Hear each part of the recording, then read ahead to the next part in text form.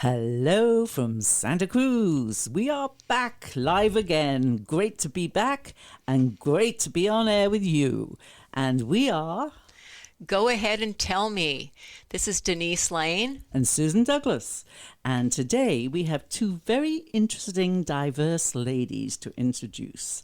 And they have one connection between them, and that's why they're together. Denise, why don't you go ahead and say what the connection is? It's Meetup.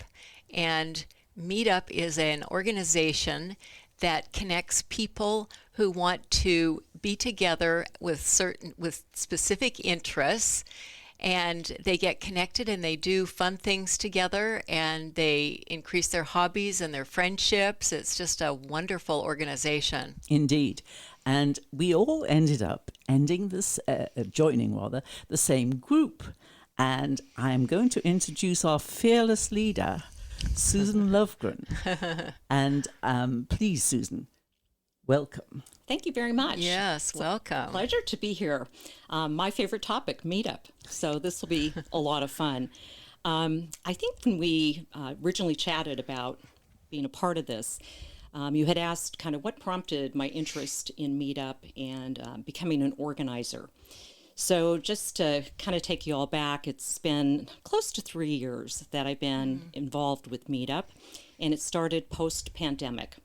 So I was somewhat new to the Santa Cruz County area. I had just retired, and I was looking for some friendships, some activities, and getting more involved in the community.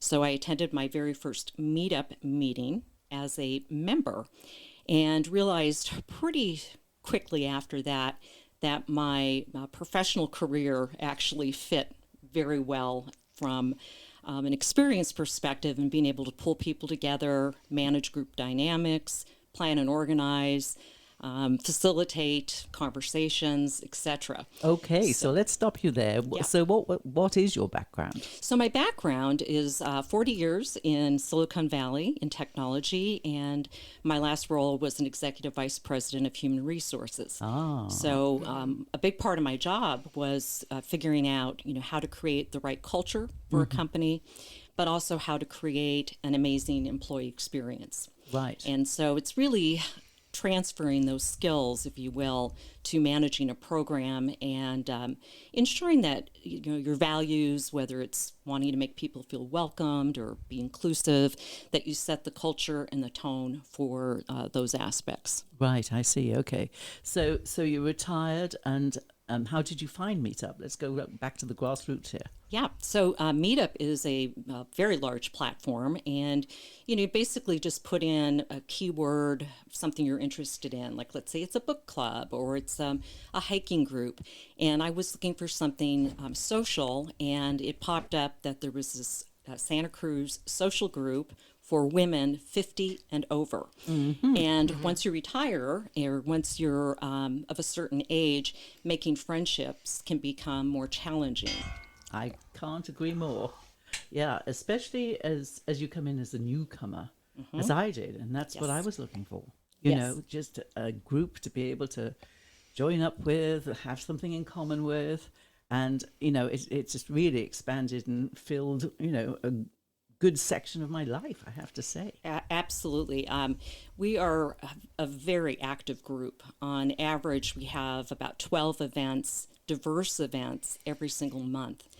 And what has been really impressive to me over the last year especially, just the number of volunteer leaders who are what I call have kind of found their own way and found their own signature events. So once people gain confidence in being a Meetup leader or facilitating or hosting an event, and it gets comfortable for them, then they tend to repeat those events. So we have just great success with people, once a quarter, sometimes more frequently, depending on what's going on, that will volunteer to host events. So it really lightens the load, but more so, it creates this diverse set of experiences. So I'd say maybe the last year to 18 months, we've incorporated a lot more art projects, more areas, going to shows, doing dinners, lunches, of course, but more hikes, more unique events. This past month, we did our first volunteer event at Second Harvest Food Bank, and that was a really fulfilling experience for our members. And, yeah, it was. And you're really good at coming up with new events. I mean, you came up with a special tea tasting event.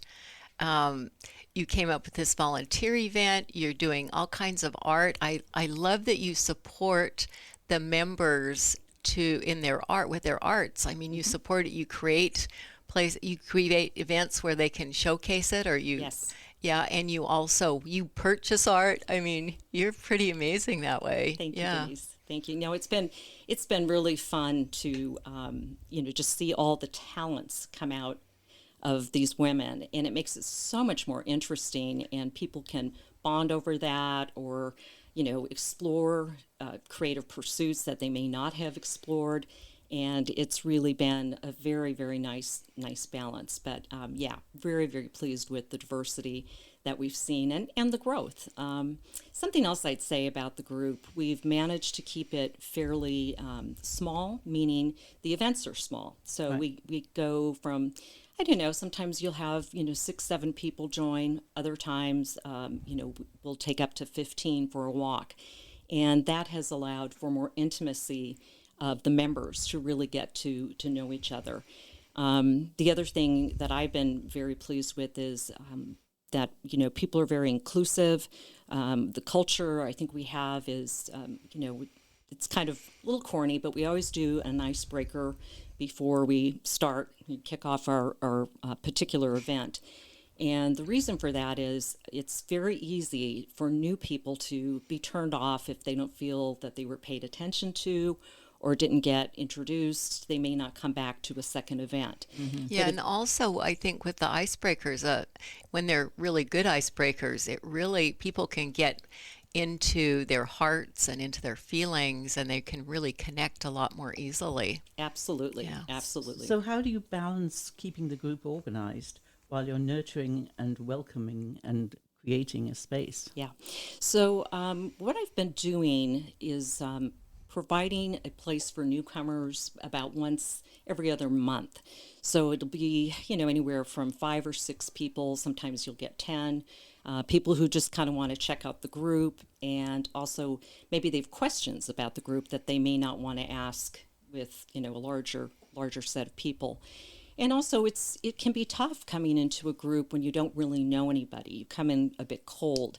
And so this gives people a little bit of a springboard to come in and get to, know at least maybe 1 or 2 people before, coming into like a, group of 15 people. Have there been any moments that have stood out to you and have made a difference in somebody's life that you know of? Yes. People have given me, definitely feedback that's been very, very heartwarming, to be honest. I've had one person say it saved their life. Just having community. There's an epidemic of loneliness. I think everybody understands that pretty well. And they've said, I've made real friends, that this has been life-changing for me. Yeah, I think that's a huge one, because you go to a certain number of events and people start finding like people, and they make these friendships.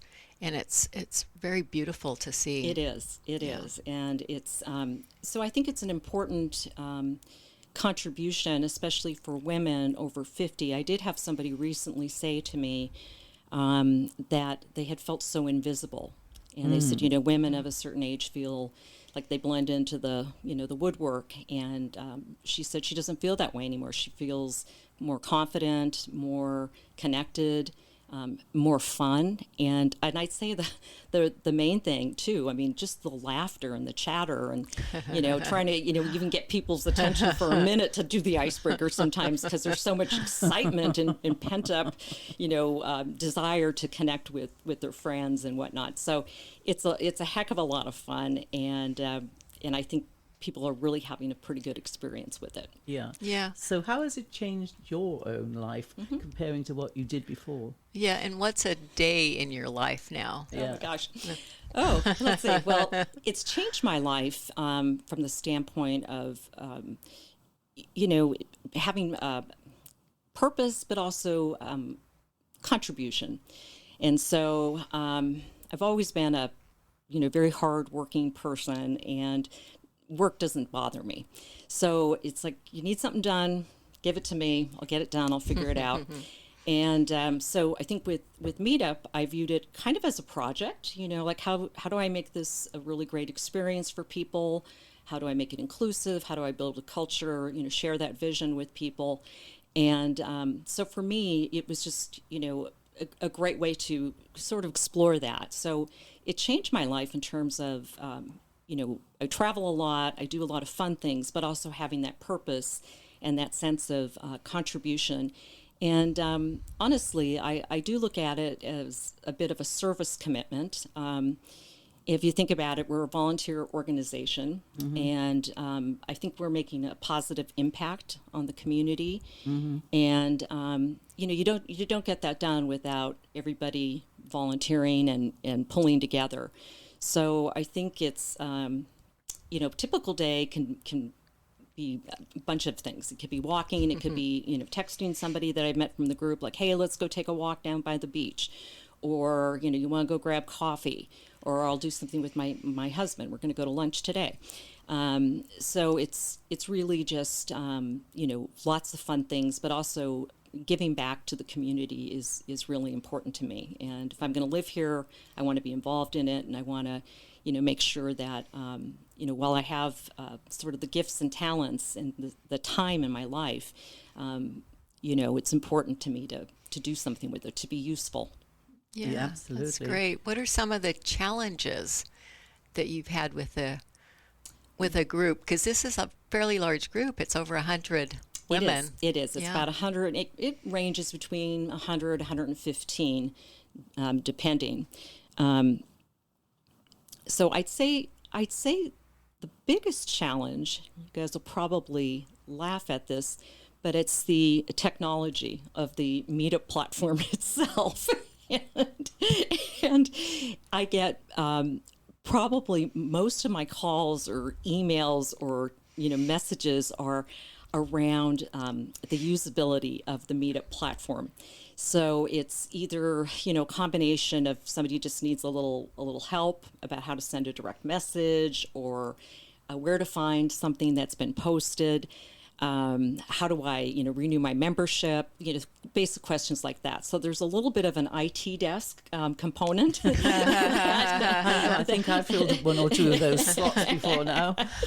So I'd say that's probably, and the reason I think it's a challenge, it's not so much a challenge for me, and I don't mind helping people at all with it, but I feel badly that, they're trying to do something, they're trying to transact something, or they're trying to, get included in an event, and they can't figure out how to sign up. And so, you feel their pain on that. But I'd say that's been a little bit of a challenge. And but I'd say in general, we've worked out over, it's been a couple, 2.5 years.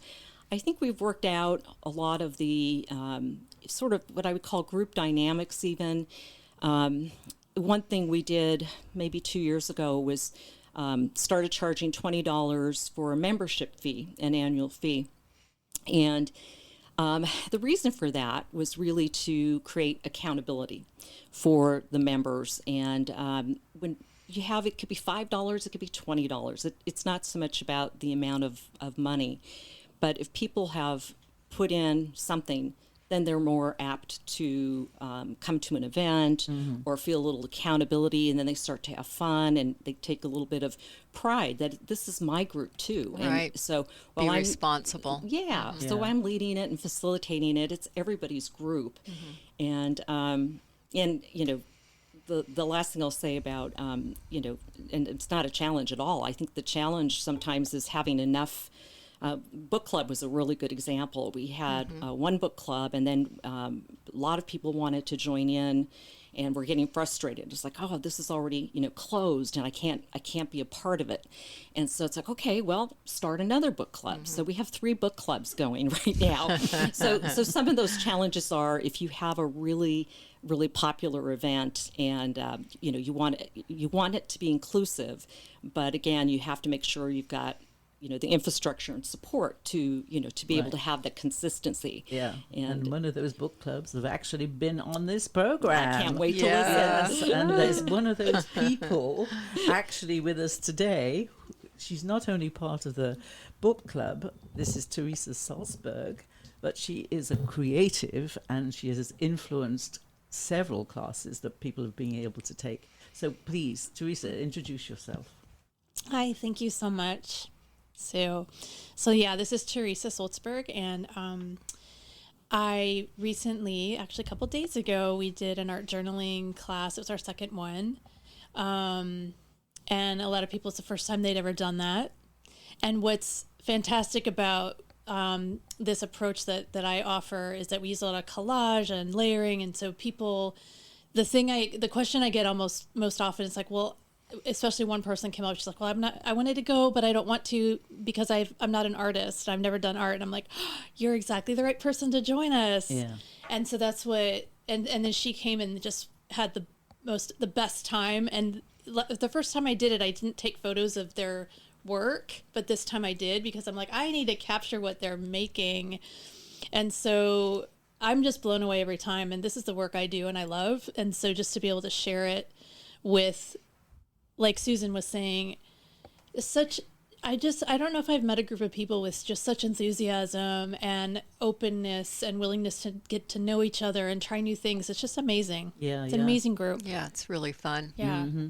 So how did journaling and mixed media become such an important part of your life? Oh my goodness. And also you're really kind of oriented towards healing, psychological healing. You're a MFCC, is that correct? An LMFT. I know there's a lot of letters. There are a lot of letters, totally, yeah. Yeah, I totally get that. So what that is, it's a licensed marriage and family therapist. And, there's lots of different designations, just like you said. There's social workers, but yes, I'm licensed to see clients, which I do. I see one-on-one clients as well. And my focus is internal family systems therapy. But my background is, my undergrad degrees were in art and English. And I've always been creative and I love it. But as Susan was saying, I went into like a corporate direction. I actually have an MBA with organization development focus. And so I was working, as we say here, over the hill and business and really lost my thread of doing creative stuff. And I kind of felt like I'd lost, my soul was sort of needing that a lot because that commutes a lot too. It's like people in this area know this. It's about like 3-hour commute a day, and so you're exhausted. Right. So you just want to recover, when you get home. And so during the pandemic, actually, I think a lot of us were able to kind of rediscover some of our passion. We just had more time. We could be at home. We were working from home. Right. So I was like, I'd never really found my true, like, this is the type of art or the medium I want to do. I always just felt like I'd learned by sort of, imitating someone else or copying what they did, or, that's how we learn. And I found mixed media. And mixed media art journaling, which is just like it sounds. And maybe that's because of my personality of like, I want all the things. I don't want to choose. I have a lot of Gemini in my... So do you actually? I understand that. So I thought that was funny. So really it is, we're combining all the media, and we work in layers with this approach. So it's, and then adding the expression in, that was because of my, like you're saying, my psychology approach that I could combine it. So I did an expressive arts year study, and what that is, and it's different than art therapy, because art therapy is the two-dimensional, we're going to make something that's great, but this adds in the all the different, it's called intermodal. So it's adding in movement, or it's adding in, we do a guided visualization of like, imagine you're walking through the field, or you see this, and then you bring it into the page, and then you and then writing is a big part of it. And for some people it's music or drama. And so internal family systems brings kind of some of that drama in too, because you're working with the parts of you and having a conversation with that image then that you've created. Right. And so I do that for therapy clients, but in this group, and I have other groups that I more teach the skills to, it's not therapy per se. No. We're not going to go down that road or go into some really intense things.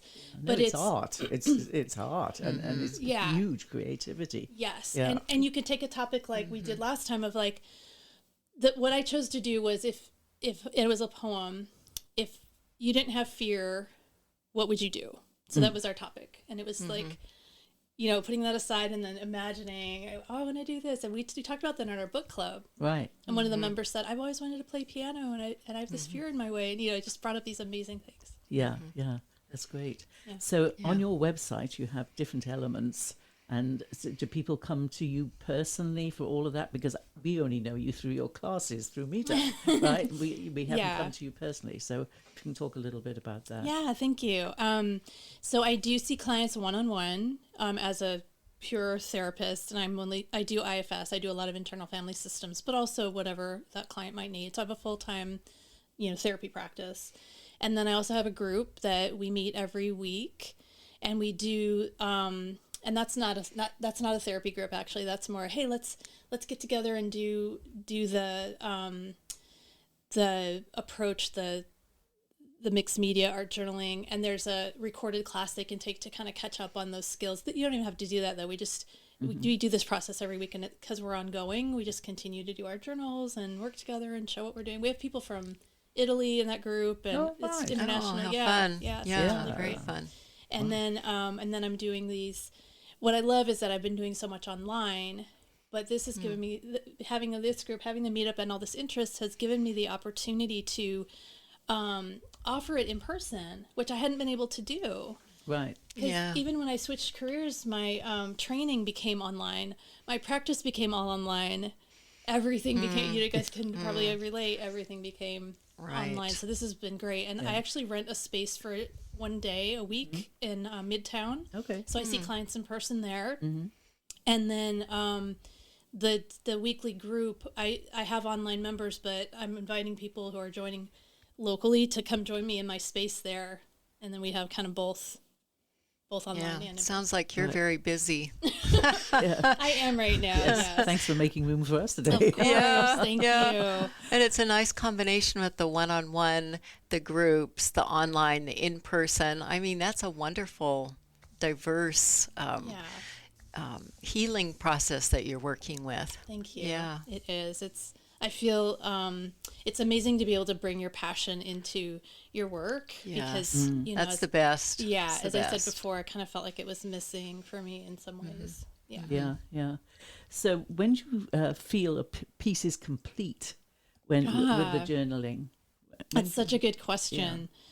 And so a lot of times when we're working on we'll call it a spread. So when you open the book, the 2 pages together, we usually do the whole thing, and then we call it a spread. So often you'll come back to it, and really, when you let it sit for a while and then come back, it's kind of like dream work. It kind of takes on more meaning, or you'll revisit it again, and those parts of maybe something else has happened, so you'll revisit it, and often you'll work a lot more on it. Usually you can't finish it in even like a 3-hour time. Because... No, you definitely can't, because I went to one of those classes and there's no way I was finished in 3 hours. Exactly. Yeah, can you say a little bit about dream work? Because probably a number of people in our audience don't know what that is. Yes. So what's interesting, and I've been looking more at the neuroscience behind this kind of healing. I also have I have a certification in trauma work. So I work with people that have trauma in their background and what we call complex trauma, which is relational trauma. So it's like the environment you grew up in, and it doesn't mean one specific thing happened to you. It could be that, it was the environment you grew up in, and maybe there was neglect there, which is often overlooked because it's not a thing happening. It's the lack of a thing, lack of anything. Yes. So things like that. So Carl Jung did a lot with dreams. So yes. So when I was looking at the healing, there's what we call top down, which is from the thinking part of our brain down. But then when you want to add in for trauma healing, the body and the somatic, because you want to bring in, it's the right side of the brain, actually they need to connect. So healing like EMDR, which I do, which is the eye movement sensitization, you're combining the two, reconnecting the two sides of the brain to integrate, for example, something traumatic that happened. Well, when you do somatic work or creative work like this, you're also doing that. You're blending together these two parts of the brain and integrating it back in. So as I was reading that, they were talking about specifically this kind of expressive art as being they call it bottom up. And when you're doing trauma healing or any kind of therapy or anything like that, it's from your body, from your sensory up.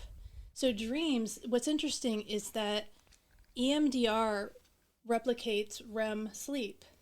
It's the trauma's been almost like frozen in time. And that's why it hasn't healed. And so when we do EMDR, we're reintegrating, and we're mimicking REM sleep, so that think of it food, it's not digested, so we're digesting that again. So actually when we do expressive arts, we're letting, dream language is images, it's not verbal. Right. So actually we don't want to just do talk therapy. We're not going to get to that trauma. We're not going to get to that healing, because we're leaving out that whole imagery side of the brain. So when you bring that in, you're actually, while not even knowing you're doing it and not having to relive it, not having to talk through ABC, which is hard, you guys. It's like, no one really wants to. So you're having fun. and you're playing with color. And I can't tell you, like, having done this and started to do this as a practice over time, how much I feel like it's shifted and healed stuff for me. Yeah. So wonderful. essentially you're bringing in hope. Yes. Right? That's It's such a good way to put it. Yeah. So what does hope look like to you? Well, that's what's interesting, is you could look at someone's spread. Yeah. And then you can see the colors they chose, and you can see. So when you're talking about an icebreaker, I wanted to share this icebreaker, and it was with a fellow one from our group, and she's like, "Well, what if we did this?" And then we refined it. So what we came in to do was, if you were a color today, what color would you be? And so it was so interesting, because I went to one of our events, which was at the pool at Trout Farm, and I fried myself, you guys. This is faded. This is faded. You did. Oh my goodness. But so I was like, this is the color I am today. But it stands for passion, it's which red. is pink and red. But I can't tell you how interesting it was of the color everyone chose. Yeah. And that they were like, I think actually one was this kind of, but like a greener, color of the water, this like, blue turquoise. Yeah. Yes. And then, so what was interesting is it came back in as we were creating, of like, oh, there's that color, and then when we do this work together, we are more looking at future and ideas. And so it came up when people are like, well, and then, I want to be able to travel, but I don't want to travel alone. I really want to be able to do that with a group, but I've been scared to, and then people are really supporting each other, and like, oh, that color came in as a representation and symbol of that. And then you put the images in there, and it's like, there's something about expressing us and whatever that is, whether it's with a collage and then we put lines over the top and these colors, is like, oh, that's the color I chose. That's my expression. Right. Okay. That's so hopeful, right? Yes. And you don't have to be an artist. When we're younger, we all get to do art. No one judges it. No. It's only when we get to be however old, socialized. One of my clients said to me the other day, I thought that this actually from my group, she's like, you know what I realized? She's like, if I was on a desert island, my inner critic would have nothing to do. She's actually an IFS therapist. I'm like, that's true, right? Because it's all coming up against expectations. What are they saying about me? What are they going to think? Right. Yeah. And our culture has so many things that they lay on us. I mean, so many do this. You have to look a certain way. You have to be cool. You have to, this is cool. This isn't cool. And it's this constant barrage of messages that make us crazy. Yes, exactly. I work with clients that have imposter syndrome, and we can all relate to that of like, well, I'm doing this, but what if they found out I don't really know what I'm doing, kind of those inner voices talking to us. So, so hope looks like, to me, of being authentic, expressing who you are, and then that process. It's a never ending, right? That we continue on our growth. So, Susan, some of this must resonate with you from your prior occupation, correct? Absolutely. Yeah. Well, could you kind of go through the crossover between yourselves on how this would have worked in your element? Well, it's interesting because my oldest son actually is a therapist. Oh, well, there you go.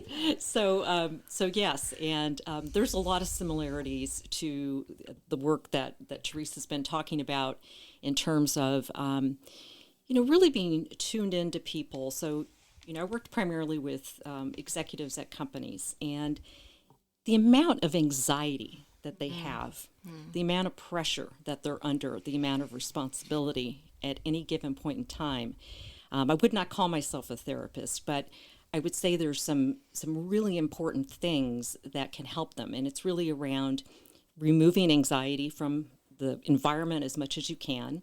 There's physical things you can do. I'm not saying necessarily an art project, but when we would go and have our offsite meetings, there was always a lot of work around the creative side and really looking at things very differently. So especially if you're working with an innovation company, which most of Silicon Valley would tell you they're all innovators. But trying to keep that spark alive in some different ways and creative ways.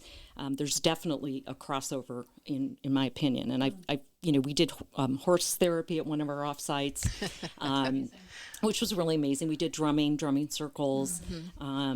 There were different types of plays and things that we would act out, and so really tuning into both sides of the brain, I'd say, is pretty critical. Right, which is exactly what you're doing, Theresa. Yeah, absolutely. So, do you want to add to that? Yeah, I just love what Susan's saying, and that she's brought in such a really good point too, that creativity doesn't have to be what we think of like, oh, creating art, and like she mentioned, that could be cooking. It's whatever you find creative, or being out in your garden. That was my mom's, not only her creativity, but her peace, and I have a client like that. He's like, I go out in my garden and that's my therapy, my other therapy, that you find your way and what speaks to you. Right. Yeah. Of your expression and where you find your peace. And I love how we're all different in that way. Or working on cars. My husband's into cars. That's his thing. He goes to the car shows, and that, that we have something though, that helps our soul express. Yeah. It can be anything. Dancing, singing, artwork. Yeah. But I love that Susan was photography. saying also like to do something new though. Like, I might be really shy to go and do a drum circle if I've never done it, but isn't that great? It opens up this other side of you, right? That just try it. And that's what's coming back to our group is so amazing. This really safe space that you can try things. I don't know if maybe that person wouldn't have felt so safe if she didn't have those people around her. And we had 3 new people in that group Saturday out of like 9. And they were all just, I was amazed. Like they showed up and they were brave to do that. And they all supported each other. And it's just amazing to me. It's such an amazing group. Yeah. And I've tried other meetups that I did in the past, and I got turned off by it because I didn't feel welcome, or they were negative in a certain way. Yeah. And so, when I joined this group, I was like, we even have a member who comes, some members that come from over the hill, which one of our new people was that she'd met over the hill. One thing I was going to say too is that we, when I was in organization development, it's like we create culture from the top down. And so that says so much about what you've done, Susan. Right. Yes. That's why that you bring in the certain kind of people, and you set these almost like standards, and you create the culture. You can't put your finger on it. You can't just be like, oh, it's that, or I can change it over there. It's so, I don't know what the word is, like. Yeah. Ethereal. Well, I love that Susan's values, I feel like, have permeated the group, and her values of inclusiveness, of kindness, of generosity. Yes. And sometimes you have to have a little discipline in there, but the basic values are really great values: loving kindness, and being generous to each other, taking care of each other. I mean, it's truly an appreciation. So people are driving, it's beautiful. They're doing the opposite commute for their social life. They're coming from over the hill down here. Honestly, it's like, well, I can't find a group like that up there. And no offense to anyone, because we all have different tastes. And but it's like wanting, if you're wanting that certain feeling and culture, and yes, it's amazing. Good job, Susan.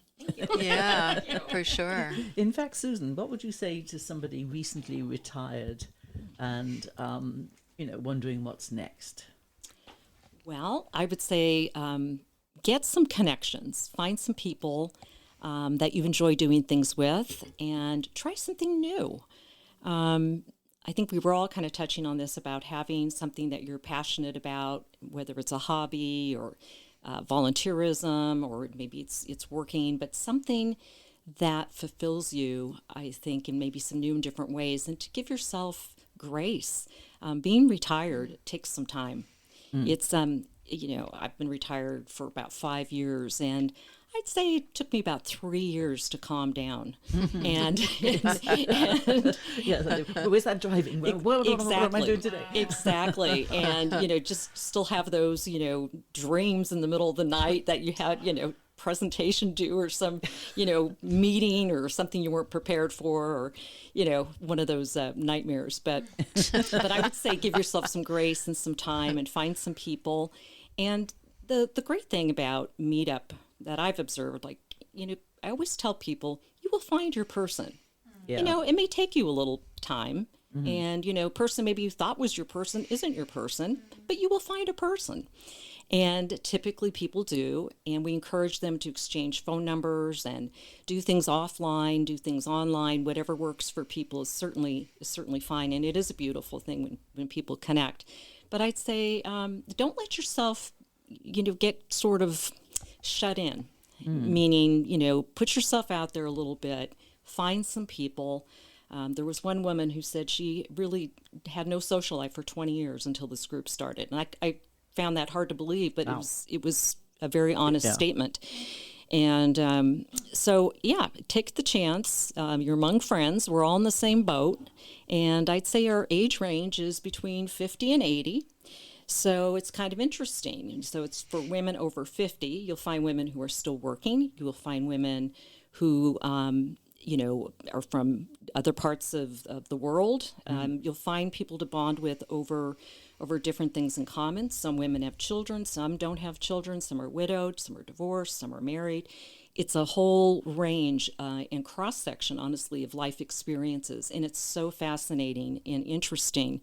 So I'd say don't let too much time go by before you start being social. Socialization and being social actually adds years to your life. So with that, get out, join a group, go have some fun, go dancing, whatever makes you happy. Yeah, great. Go journaling. Yeah. Go journaling. Yeah. Can you walk us through a journaling session? Yeah. From freedom writing to collage and things. Yes, totally. So the process involves layers, and that kind of is conducive to the session itself. So when you do art journaling, you often want to have you do want to have a prompt, so something to focus on, some kind of theme. What's interesting is before I did a lot of the training I was like, well, we can just kind of play, which you can, but then you almost need a container. They say that about design or innovation, like you need a container to work within, right? You need a parameter, and then people expand from there. But without it, people kind of feel lost because it's like that intimidation of the blank page. You're like, what do I do? Yeah. And even one of our members went, because she was kind of exploring, and she had gone to an art journaling session where there wasn't any kind of structure to it, and she felt really lost. She's like, everybody else kind of seemed like they knew what they were doing. I didn't know what to do, so I create structure, and then invite people to, if this doesn't speak to you, go do your thing and add this thing. And so I feel like it's easier to do that within the parameters that, it's not rigid though. It's not like, oh, you have to do this. But what we generally do is, like I kind of started to say, we check in about that topic, and I'll try to include it in the beginning. So in this case, it was that poem that I read, and then it was, what would you do? What have you done in the past where you felt afraid first and then did the thing? Right. What was interesting, you guys, and I was going to say this. So I'm at the younger end, maybe, I don't know, like I'm 55, 56. So I'm not retired yet is what I was meaning to say. I'm not whatever younger, but at the beginning stage of this stage of life is what I guess I'm saying. And I just feel like I've met and you guys you have this podcast, and you met while you were learning this creative thing, and the things people in this group are doing are amazing. Like, oh, I'm going to Carnegie Hall to present, to do my singing. And I'm like, who are these women that are just like such role models, and the grace and the creativity, and they're active and they're doing these amazing things. And I've been so inspired by that because I feel like there's fear of going into our later life and like, well, what am I going to do? Just be at home and do nothing and not have anything to focus on. So that's what I just wanted to mention too, how amazing that is.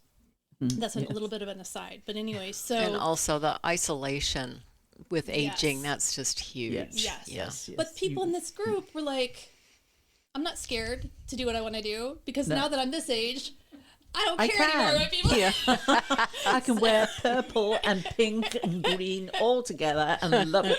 So I had planned this whole thing around, people will deal with their fears. Like, I'm not scared at all. I'm going to go do my thing. So we more worked on refining, like, well, what do you want to do? And what would that look like? So I thought that was funny. But we do, we check in about the topic, like I mentioned, but then do a guided visualization, which a lot of people, when you're in person, they see the magazines and the images and inevitably they just start like they want to, like you're talking about, they want to go do the images and they want to start. So it kind of ended up that way. And then my partner who helps to organize the sessions, Sarah, she's like, you guys have to do the guided visualization because she's in my weekly group. And she's like, it's great, really. Trust me, we can pause and do it. So we had to get everybody to like, okay, oh, really? just pause with because you were just having such a good time.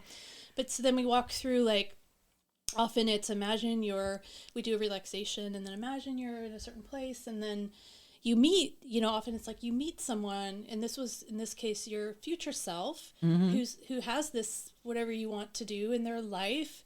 And then maybe they give you a gift or some advice or, and in this case, we were trying to also remember what did they do before when they did something they maybe had some trepidation around, or maybe it's not fear for these guys because they were all just like, I don't have any fear. But just, and then we were using cutouts of these flowers, and then behind them you'd lift it up because, in journaling you have these moving, and then they would write the messages to remember of like, you got this girl, or like, or whatever they wanted to remember, Right. or what they did to be able to move forward. So that was something oftentimes it's something they can take with them Right. to remember, and then the remembering an accomplishment to touch back on.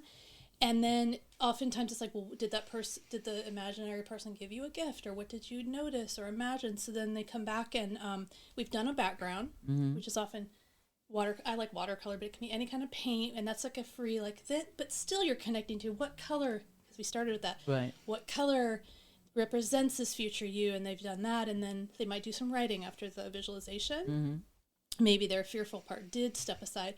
I often ask when we're doing this, because we're in the library, ask your thinking part to go pick a section in the library, math, poli-sci, and let them go do that right now, because right now we're going to play and be creative. Yeah, that would not be me.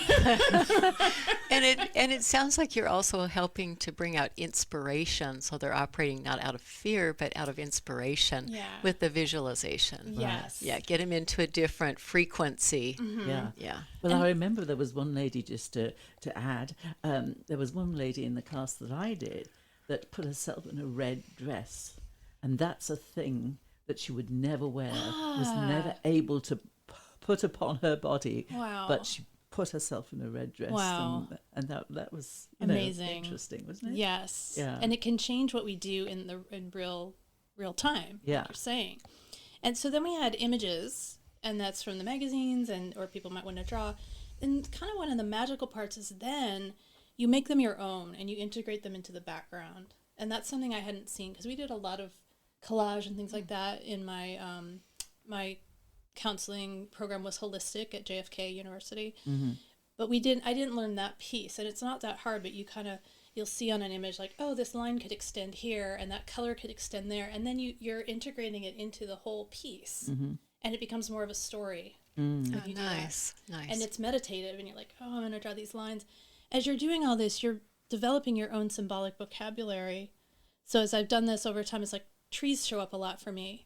Someone else, she's always drawing these buildings. I probably would never draw buildings, but somebody else, it's hearts, and like, it's not like art per se. It's just what you doodle when you sit there on a page. Is that a kind of psychological insight into people and what they draw? I think so. I think all of it is. And even the images we choose. Yes. It's like, even though it seems like we're not doing it on purpose, it's like, why did that end up there? Yeah. Right. Right? Well, images are powerful, and that's part of the dream work. Yeah. Exactly. What do you doodle when the trees, apart from the trees? I do these certain, and if you look at my stuff, you'll see it, and it's kind of changed over time, but it's this kind of like flowing, it almost looks like waves and water. Okay. Always, like throughout all of my stuff, you'll see it. It's just these waves, and they go inside each other, and then there's thin and thick, and I've just always done those lines, and they encompass things, and they. Yeah. What about you, Susan? What do you doodle? Well, it's funny. We just had a meetup. One of our artists, Shoni, led at the local bakery, and she gave us some crayons and a piece of paper, and said, basically doodle or draw something. And she told us which colors to pick to start with, and so we all did it, and we had a watercolorist as well, and her stuff was very flowy and blended colors and whatnot. My doodles were very structured, almost like stars and checklists and bullet points, because I tend to kind of think in those terms, almost like a to-do list. Yeah. Okay, great. Yeah. Well, that makes sense because there's a part of you that, when we go back to parts, that's really doing that, right? And then there might be another part at another time that, I'm very right-brained and I'm flowing over here. And you guys probably know that. Like, what's she talking about now? Anyway. Well, I doodle eyes. No, I don't know what that Interesting. means. Yes, always eyes. And what's interesting is that the meaning, like with dreams, they say that, and Carl Jung said this, it's about what you see in it and your meaning. And so that when you think of IFS and any of these parts work pieces, they come from the foundations of people like Carl Jung. And that it's going back to connecting directly with that piece and you can even connect with that image. You can connect with the eye and have a conversation and say, right. why are you here today? Yes. What is your looking message at? to me? Yes. What are you looking at? Right. And he worked a lot in dreams with, like, what's the word, like when we say something and it's got double meaning, like insight. Double entendre. Yeah, like insight or a saying. Like dreams, he saw dreams as coming in of having, like a meaning to almost like I just said, like if you say insight, that the sight part of it, that would be the symbol of an eye. So he saw a lot of that. Like you could see through a saying or something, that there could be meaning behind that. Do you know what I mean? Do you have a favorite doodle, Denise? I don't think I doodle. You don't doodle. Oh, No. now this is interesting. But I love dreams, and I love studying it. And Carl Jung was so masterful at working with dreams. It's like it's a whole other language. I know. Right. It's all other world. And when you find somebody who can actually work with dreams, it's so fascinating. Yeah. Well, that brings up the last layer, which is text. So then you would write, and you've written already underneath, but then the last part could be, if this had a title, what would it be? Or what's the message, that overall thing I want to remember? And so maybe for you, text is more of like you use that as part of your, if it's not what's you. interesting is that Denise has an engineering background, you see. So this maybe kind of speaks to it because, you and Susan, I don't know, are you somewhere in the middle? Because, human resources, do we call that creative too? Oh, yes, we do. Okay. People are very creative. Yeah, and I'm creative. So this is interesting that, with that engineering background. Well, I have the engineering background, but I also have the singing, Oh, you have the dancing, singing, yes. and I love all of the arts. Yeah. I love the arts. Right. So I think I have both. Yeah. Yeah. Okay. I think I have more of images than doodling. Okay. Yeah, images are. Yeah. And I think Very that's cool. what could be an opening too, is when it doesn't have to be it could be more abstract, kind of like those lines I make, that once you might do that, you're like, what kind of lines do I make? How, like you're saying, yours are more linear and mine are more flowy, and yours are going to be completely yours. Yeah, I think mine are flowy, actually. And it's expression, it's all expression of who we are. Right. It amazes me. Yeah, I know. There's so much psychology to Yeah. what you're doing. And it's just great.